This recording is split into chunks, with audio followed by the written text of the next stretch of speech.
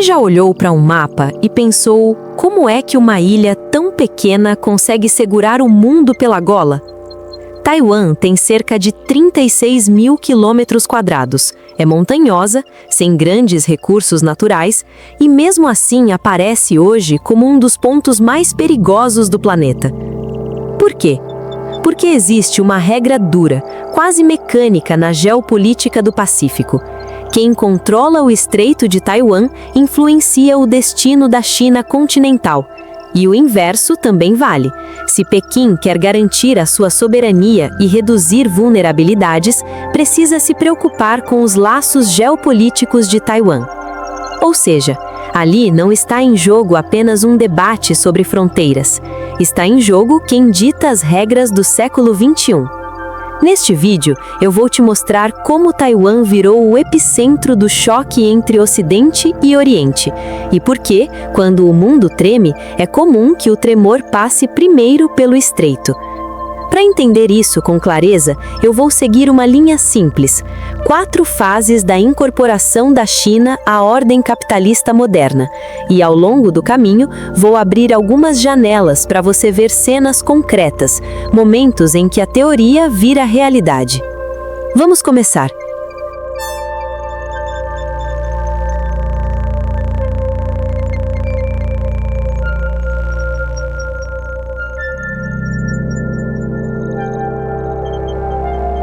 No começo do século XIX, a China ainda era um império relativamente estável, governado pela dinastia Qing.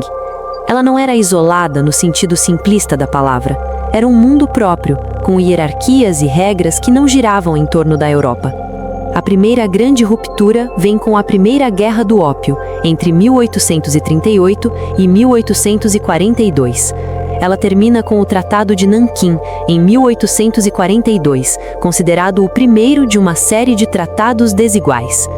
E aqui vale uma explicação rápida, porque esse é um termo técnico que muda tudo. Tratados desiguais são acordos impostos sob coerção. Não é negociação entre iguais.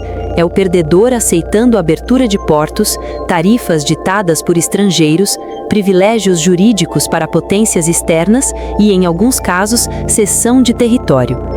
Para um povo que se via como o centro do universo, isso produz uma crise de identidade profunda e duradoura.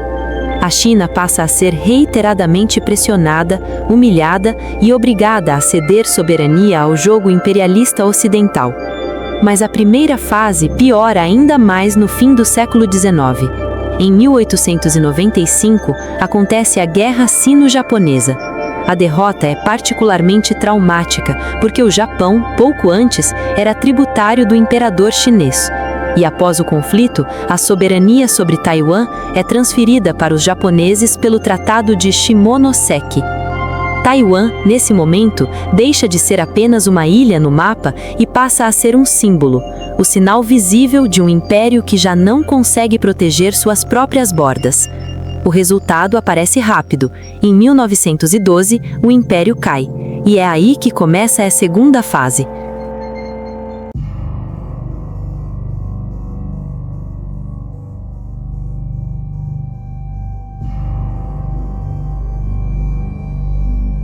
Entre 1912 e 1949, a China vive uma tensão dupla. De um lado, o esforço de reunificar um país fragmentado, atravessado por senhores da guerra, pressões externas e crises internas. De outro, a disputa entre os 2 grandes projetos políticos do século XX chinês, o nacionalismo e o comunismo. Essa duplicidade explica tanto a união ocasional entre nacionalistas e comunistas, quando a prioridade era resistir e reunificar, quanto a guerra civil que decide, no fim, qual rumo ideológico a China vai tomar.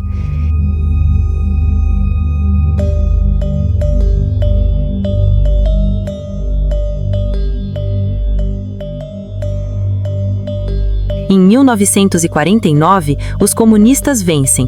A China ressurge unificada, e a história dos 2 lados do estreito se separa de forma definitiva.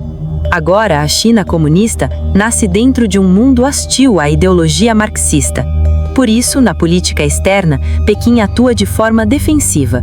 No plano doméstico, consolidando o Partido Comunista. No plano externo, tentando sobreviver às pressões das superpotências da Guerra Fria, União Soviética e Estados Unidos. E aqui está a chave para entender Taiwan nessa fase. O sistema internacional do pós-Segunda Guerra Mundial seguia a lógica da doutrina da contenção. O objetivo era barrar o avanço do comunismo. A China, pós-1949, é inserida quase involuntariamente em um arranjo global que estava sendo construído para impedir a sua existência. Nesse contexto, Taiwan passa a ser vista, do lado continental, como uma fonte permanente de desestabilização. A tensão cresce quando, em 1954, Taiwan assina um acordo de defesa mútua com os Estados Unidos. Mas repare no detalhe.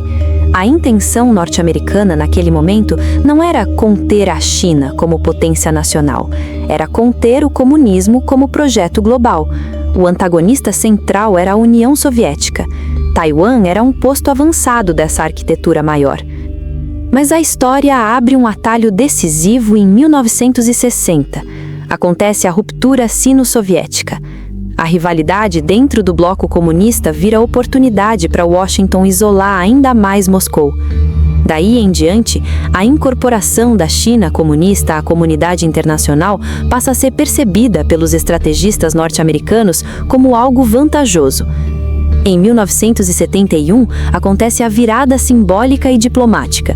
O encontro entre Nixon e Mao e a incorporação da China continental às Nações Unidas, com a expulsão de Taiwan do organismo multilateral. Para Taiwan, o impacto é devastador. Sem o peso econômico da parte continental, a influência política da ilha desmorona justamente quando o Partido Comunista Chinês deixa de ser visto como ameaça ao status quo capitalista. E aqui vem a reação inteligente de Taipei. Se a ilha perde proteção política, ela tenta ganhar proteção normativa. Em outras palavras, Taiwan começa a equilibrar sua vulnerabilidade internacional pela incorporação de valores políticos que, em tese, deveriam ser protegidos pela comunidade internacional. É por isso que, mesmo sob lei marcial, suspensa apenas em 1987, Taiwan inicia uma abertura política lenta e gradual. A aposta é simples.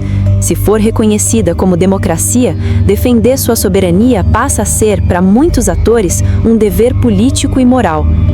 Enquanto isso, do outro lado do estreito, Pequim muda a própria engrenagem econômica. Em 1978, com Deng Xiaoping, a China inicia reformas para transitar para uma economia de mercado. Aos poucos, o país se afasta do comunismo clássico e constrói o que ficou conhecido como capitalismo com características chinesas. Mais um termo técnico que vale traduzir. Significa mercado para produzir riqueza, mas com o Estado e, sobretudo, o partido controlando as alavancas estratégicas. Não é liberalismo político, é modernização econômica sob comando político. Mas o liberalismo fica restrito à economia. Em 1989, no massacre da Paz Celestial, fica evidente que o Partido Comunista não pretende seguir na direção da abertura política. E essa diferença, Taiwan se aproximando de valores políticos ocidentais e a China se abrindo economicamente sem se democratizar, vai moldar as décadas seguintes.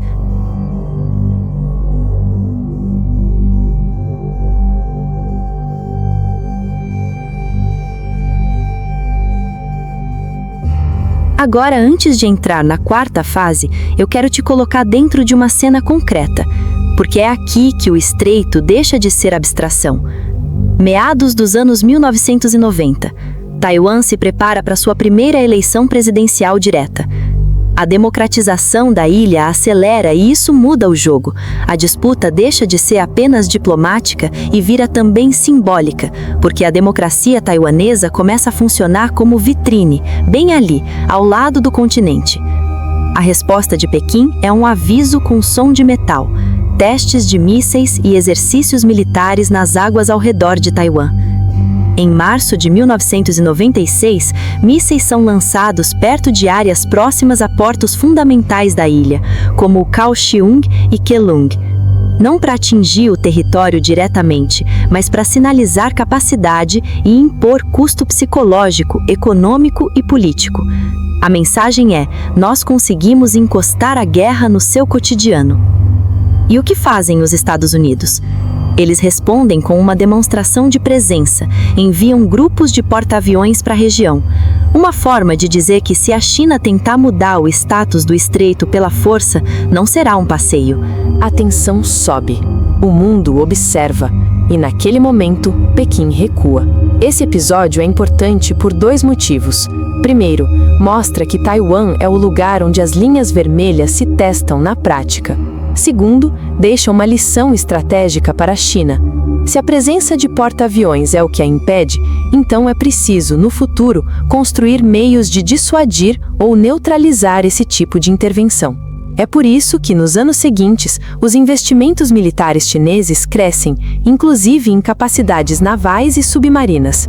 A ideia é simples: tornar recuos como aquele cada vez mais raros. Agora junta essa cena do estreito com um pano de fundo maior. Nos anos 2000, a China acelera uma modernização vertiginosa. O mundo passa a depender da sua capacidade produtiva e Pequim passa a acumular peso econômico e capacidade tecnológica em escala histórica. Dezembro de 2001. A China entra na Organização Mundial do Comércio. É um marco simbólico e prático.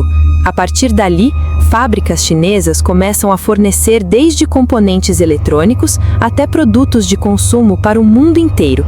As cadeias produtivas globais passam cada vez mais por território chinês. E então vem 2008. A crise financeira global não cria a ascensão chinesa, mas altera percepções sobre resiliência sistêmica. Enquanto bancos ocidentais quebram e economias avançadas entram em recessão, a China mantém crescimento robusto.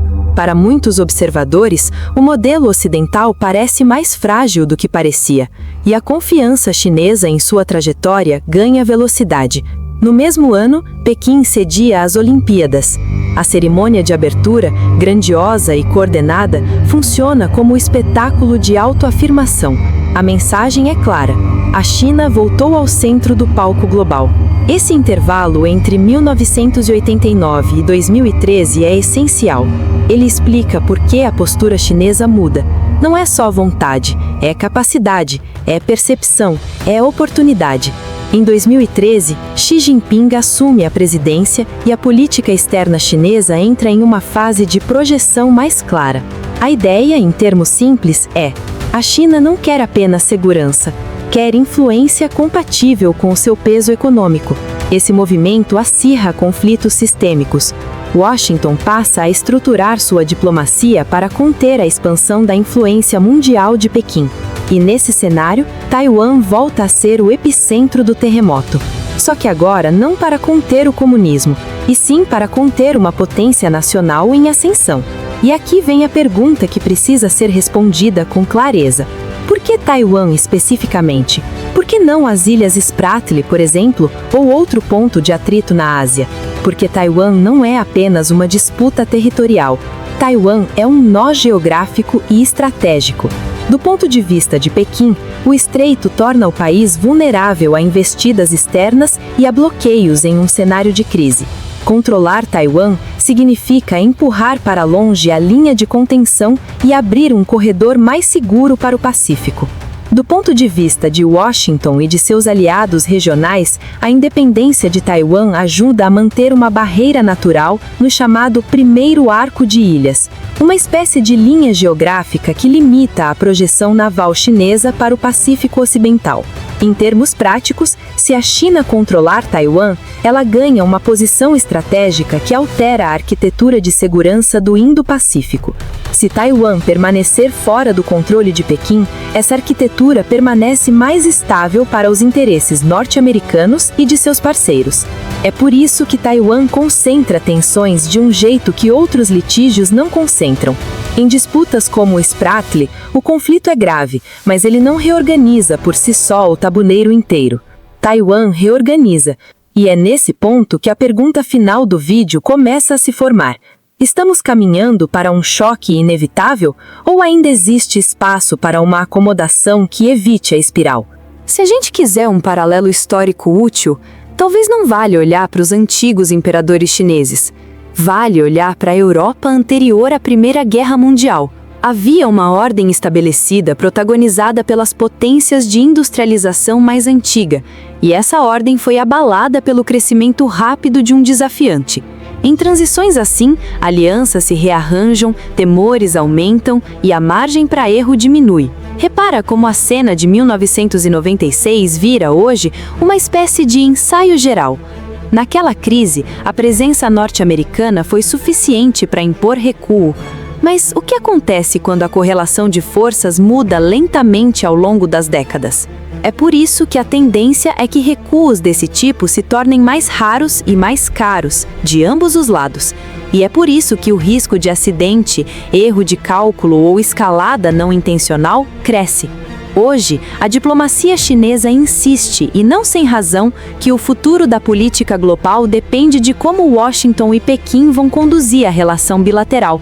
Mas existe uma pressão estrutural por trás. A supremacia norte-americana está ancorada em presença militar global, no papel do dólar e na defesa de valores universais que legitimam liderança.